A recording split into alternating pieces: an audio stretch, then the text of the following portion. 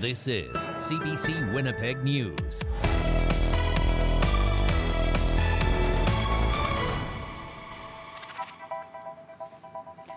Good evening. Thanks for joining us. The wildfire battle continues. Nearly 13,000 square kilometers of the province now burned and more area being scorched daily. In Manitoba's Island Lake region, emergency evacuations continue as flames and thick smoke move closer to communities. CBC's Felicia Adam has the latest. This photo taken from a helicopter shows just how close out-of-control flames are to the community of Garden Hill, a Shinanu Nation. We're losing land and homes. There's precious things in people's homes, memories, pictures. Winnie Harper is one of thousands evacuated from the area and one of 12,000 people out of their homes because of wildfires. It's very difficult. It's very stressful for everybody. The wildfires in Manitoba's Island Lake region are threatening 3 of the 4 First Nations. Red Sucker Lake is safe. Wasagamak and St. Teresa Point, a Shinanu Nation, are evacuating those most vulnerable. It's difficult to see that. The Grand Chief of Island Lake says as of Tuesday, 90% of Garden Hill had been evacuated. You know that your community's under threat of fire and there's potential to lose life and to lose property is something that I don't think anybody wants to go through or experience. McDougall says if people stay back, they face the threat of fire, but coming to the city has its own threats. Just last week, police made arrests because drug dealers were targeting evacuees. There's a lot of stress and anxiety and fear within the people, just waiting to see what will happen. Or is there going to be efforts to put out the fires, or are we going to be running again and leaving our homes? While there has been support to get people out, McDougall says more help in fighting the fire is needed. More equipment on the ground, more aerial support with water bombers and helicopters with buckets that can actually get to those sites to put out those fires before they get out of hand. The province says it's setting up more evacuation centers in case there are more people forced to leave. Right now, over 1,000 people are in 2 congregate shelters in Winnipeg. Felicia Adam, CBC News, Winnipeg. Some Manitobans without health cards can now see doctors in hospitals. It's all because of a change intended to ensure vulnerable patients receive better medical care. Rosanna Hempel has more. Toby Jolly says this health clinic at Silo Mission got 15,000 visits last year. That included clients experiencing homelessness who did not have a Manitoba health card. We've had community members who have come in and been fearful of going to the hospital because they're going to ask for my health card. Jolly says clients without a card have generally accessed health care in emergencies in the public system. But when it comes to ongoing care or referrals to specialists, she says some have been turned away. She hopes Manitoba's new good faith billing process helps change that. It was really exciting for us to know that our community members will get the care they need at the hospital as well. Doctors Manitoba says hospital physicians can now bill the healthcare system for certain patients without a health card. They include newborns, people experiencing homelessness, new residents to Canada, and those who've recently been incarcerated. Doctors Manitoba President Nichelle Desailly says the move will help cut administrative burdens for physicians and help them get reimbursed faster. So the good faith billing option is really helpful. As a rural physician, Desailly often encounters newborns and newcomers who don't yet have a card. Some new residents delayed going to the hospital. I've seen dramatic, life-threatening situations develop due to folks not seeking care as early as they could have for this reason. In a statement, Health Minister Uzoma Asaguera called the change a small and simple step that will give physicians more time to focus on their patients instead of chasing down paperwork. Jolly says the change is a step in the right direction. I'd love to see them expand good faith billing to places like us. Jolly says expanding it to clinics and settings beyond just hospitals would alleviate even more barriers to health care in the community. Rosanna Hempel, CBC News, Winnipeg. A Winnipeg personal care home is asking the courts to prevent police from getting any details related to the death of a 90-year-old resident. The woman died last October, a week after falling out of her bed at Concordia Place. The care home says the fall did not cause her death. A critical incident committee reviewed the case while police also started looking into it. A judge granted cops the production order in February. It requires Concordia to disclose all communications as well as photos and x-rays. But the care home argues it's prohibited from doing so under the Manitoba Evidence Act. A Southwest Winnipeg couple is suing the city, their neighbour, and the contractors over a wall of earth dividing the two properties. It's all over this berm built near the north side of their property in Wilkes South. In a statement of claim, they say the neighbour built a 9-metre-high wall along the property line out of animosity. They also claim the city failed to properly review and permit the plans for the project. They want the court to order the wall be taken down. Well, they not only protect homes and buildings from fire, but people and pets. But firefighters say right now no one is protecting them. The union representing Winnipeg firefighters say a number of first responders have recently been attacked on the job, and it wants more to be done to keep them safe. CBC's Zubina Ahmed has more. Firefighting comes with risk, running into burning buildings and responding to dangerous situations. United Firefighters of Winnipeg Union President Nick Casper says violence is now a major risk of concern. The first occurred when firefighters were responding to a vehicle on fire. They arrived on scene. The officer stepped out of the truck, and as the crew was working to extinguish the car fire, he was struck in the face with a metal pole. Casper said in another incident, a firefighter was threatened at knife point when responding to an overdose. They woke the individual when assessing him, and he pulled out a large knife and threatened to kill the crew. Casper says in a third incident, a fire responder was also punched in the stomach. The union is calling for federal legislation that would protect firefighters the way police and peace officers are protected. I mean, you have 3 different uniforms standing side by side, and one of them struck. That's its own distinct criminal offense. The other 2 are not. And I do know that something needs to change, and we need to take action. Justice Matt Weave says the province supports the union call to amend the criminal code. We've got their backs. We stand with our firefighters. We stand with our first responders in this province. Mayor Scott Gillingham also supports the call and is taking action at City Hall. I have a motion that will come to council that we're just drafting right now, calling on the federal government to reestablish the bills that kind of died on the floor because the election was called. Winnipeg's deputy chief says the violent incidents have gone up over the last few years. Our first mode of operation is to try and avoid or remove ourselves from those scenes and then de-escalate as required. But certainly it's not always possible because of the implement of the things we're seeing in the society, from the mental health and drug issues that are perpetrating more of the violence on our personnel. He says if incidents like this continue, it will affect staff morale. Zubina Ahmed, CBC News, Winnipeg. The Arctic Gateway Group has announced infrastructure improvements and one more weekly train to the Port of Churchill along the Hudson Bay rail line. It also added in a new critical minerals facility that's expected to triple storage capacity at the port. Chris Avery, the CEO of the company, says these improvements are meant to help Canada meet the moment. The country is actively exploring how we build and secure projects of national importance. And the Port of Churchill is very much part of that conversation.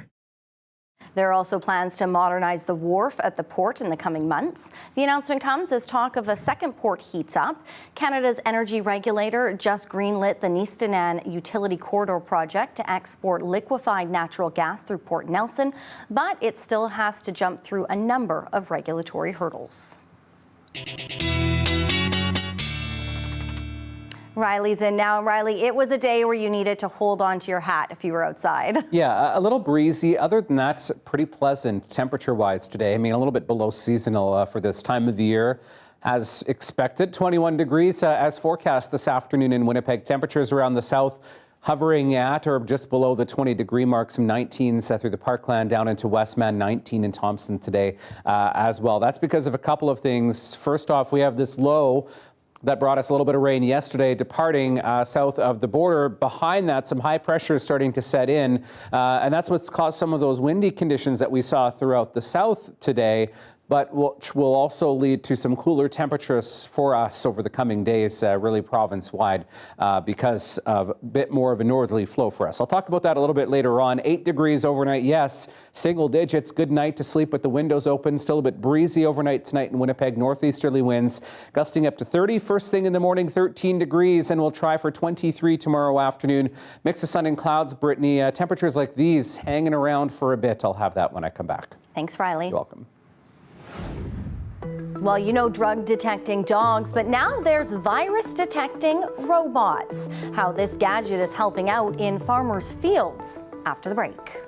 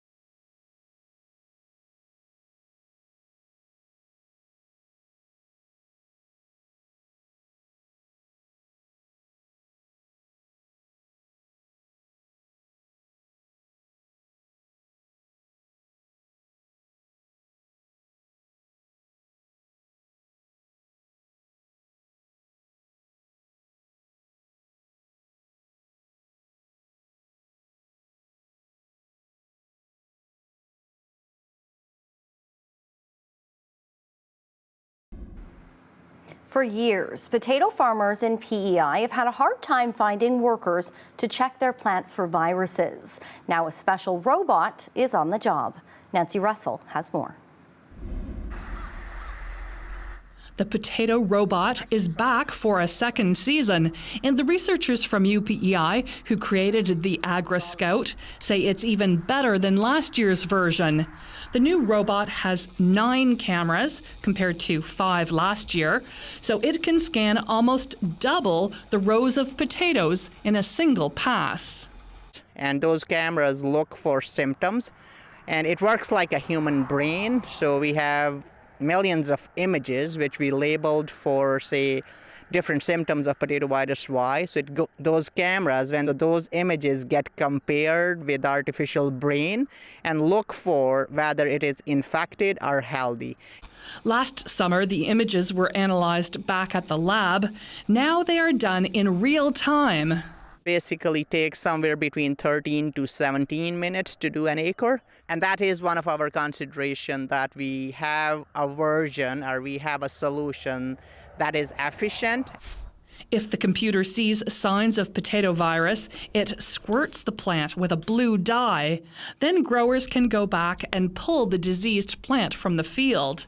Human rogers have traditionally scouted potato fields for disease, but they have been hard to find in recent years. It's a very small window, the roguing, where we have to pull out diseased plants, and that's what this is designed to do. So it could help us immensely, get through that short window and reduce our staffing for roguing. This version can even work at night. Yeah, we'd like to roll 24/7, not shut off. And that's the great part about having a machine that can do it as opposed to humans, right? This year's version is one step closer to a potato robot that can be sold commercially. Researchers still have a few more ideas. Ideally, down the road, I don't know when. I think if there is a robotic arm that can be attached to the boom and those plants are pulled right away, so that would be a perfect solution, but we are not there yet. Researchers say the robot may also someday be used to scout for weeds and other pests, making it even more useful for protecting potatoes and even other crops. Nancy Russell, CBC News, Hampshire.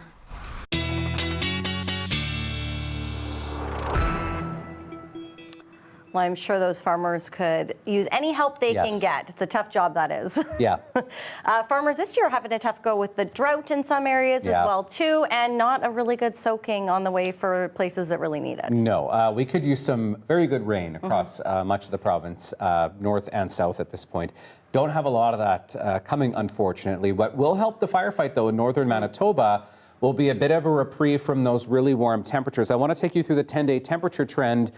This is for Winnipeg, but really gives us a snapshot of what we're looking at trend-wise across the province for the next week and a half here. So temperatures remaining below seasonal through the end of the week. Then we see a bit of a surge into early next week before we drop back down into 23, 24 degree territory. I know if you're a fan of beach days, summer outdoor activities, maybe these 22, 23s aren't the days you want, but those are the days that we need, along with some lighter winds, in order to help put a dent in some of that firefighting situation that we're dealing with in parts of northern Manitoba. What could help is a good soaking rain. Like I said, I don't have that in the cards right now. Across the province, really across the prairies, dominated by high pressure, that's going to clear our skies out and introduce a bit more of a northeasterly flow for southern Manitoba. So I know not as hazy today across the south, but I think once we get into the day on Wednesday, we will start to see some of that haze flowing back down into the Red River Valley. Again, it really is dependent on the winds and how strong they are, and a number of factors in terms of the flow that we're seeing. So yes, I mean, hazy at times through parts of the south tomorrow. Probably not as smoky as it was over the weekend, perhaps, but certainly just keep that in mind as we head through the next couple of days here. Sunny start to Thursday as well. Bit of cloud cover rolls in behind that, and then comes another system that I'm watching that's coming out of the States that will push along the international border that could give us a few showers as we get into the day on Friday. Still some disagreement in terms of the models with that, though. Behind that area of high pressure, a bit of a trough is formed in the jet stream here. That's going to keep us cool, aided in part by this area of low pressure pressure here over Hudson Bay that's really bringing in some cooler air to the southern prairies as we get through the next couple of days. We start to see that starting to lift a little bit as we get into the day on Sunday. You can start to see a ridge starting to form in the jet stream here. This will fuel some warmer temperatures as we get into the early part of next week. But for now, though, as we get into the day on Wednesday, temperatures still below seasonal, 21s, 22s through the west, 23 in Winnipeg, looking at temperatures hanging around 20 through much of northwestern Ontario as well. 24 on the way for Thursday, Brittany, and then there's that chance of a shower or maybe a thunderstorm as we head through the day on Friday. Your 7-day forecast is coming up. Thanks, Riley. You're welcome. Well, most provinces across the country have made it easier for consumers to buy alcohol across borders. The move is an effort to remove interprovincial trade barriers. Sharon Yonan-Reynolds has more. By next spring, you might be able to order alcoholic beverages from outside your province. Right now, each province has their own rules for buying booze from a different province or territory. For example, let's say you live here in Quebec and you want to order a case of wine for personal consumption directly from an Ontario producer or retailer like the LCBO. You are allowed to drive it over yourself, but if you want it shipped, you need to get permission from Quebec's liquor board or have them order it for you directly. Restaurants here are in the same boat. They generally can only source from the SAQ or some local artisanal producers who have a specific permit. And local producers can only sell to the SAQ or directly to customers at their own production facility.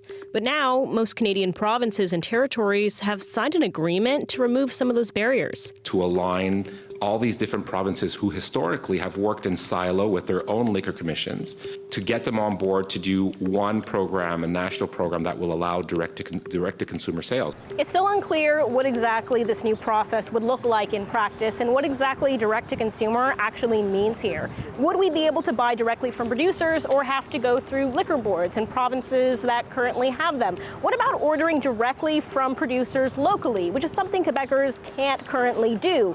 What about taxes, shipping, public health concerns?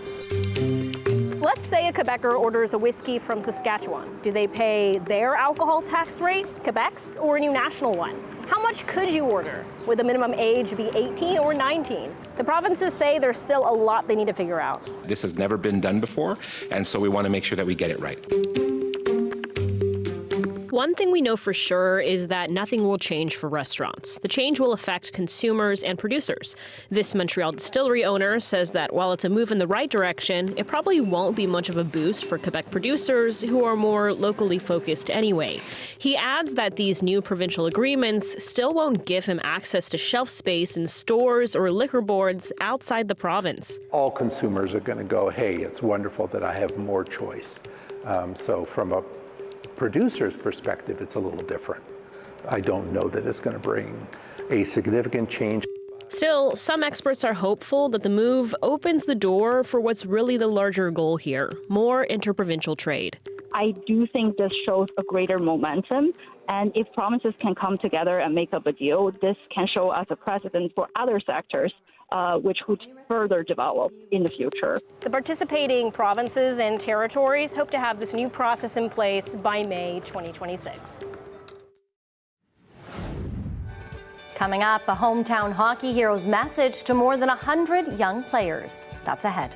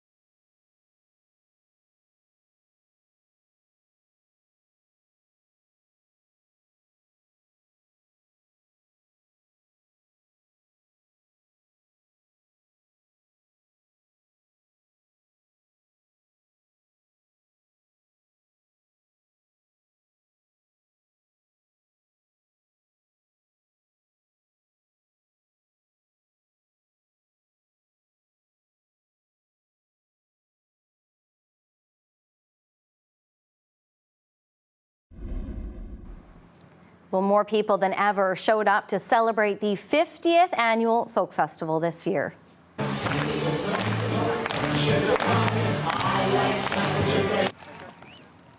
Now, despite smoky weather conditions, the festival broke records with more than 15,000 attendees each day. That doesn't include the thousands of volunteers, artists, and donors. The lineup included some fan favorites like Manitoba children's entertainer Fred Penner, who opened the festival Thursday. The 51st festival will return July 9th to 12th, 2026.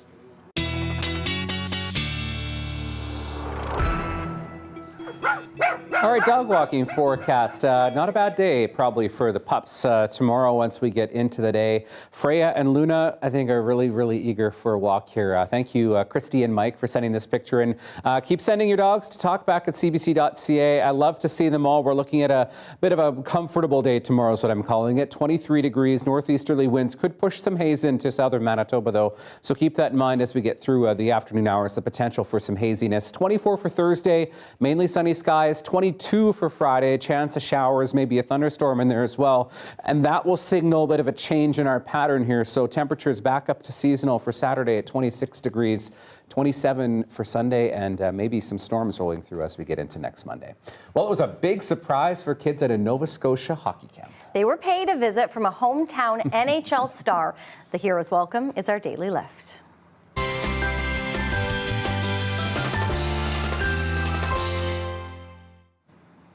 Colorado Avalanche center Nathan MacKinnon dropped into the rink in Cole Harbour Friday, talking about his journey to the big leagues. Now, in the last 2 decades, Cole Harbour has developed a reputation as a hockey haven. It's home to MacKinnon and, of course, Sidney Crosby, two of the biggest stars on Team Canada and in the NHL.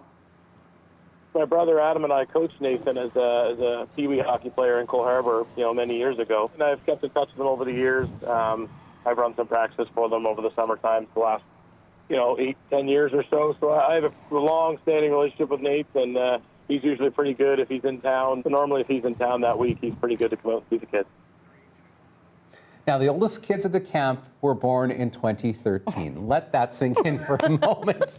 They've never known a world where Cole Harbour hasn't had a hometown star playing in the NHL. Wow, cool for them, though. Yeah, good for them. No kidding. Well, it's definitely not hockey weather out there right now. Maybe ball hockey outside. Ball hockey, that's a good choice. Have a great night. We'll see you tomorrow. Have a good one.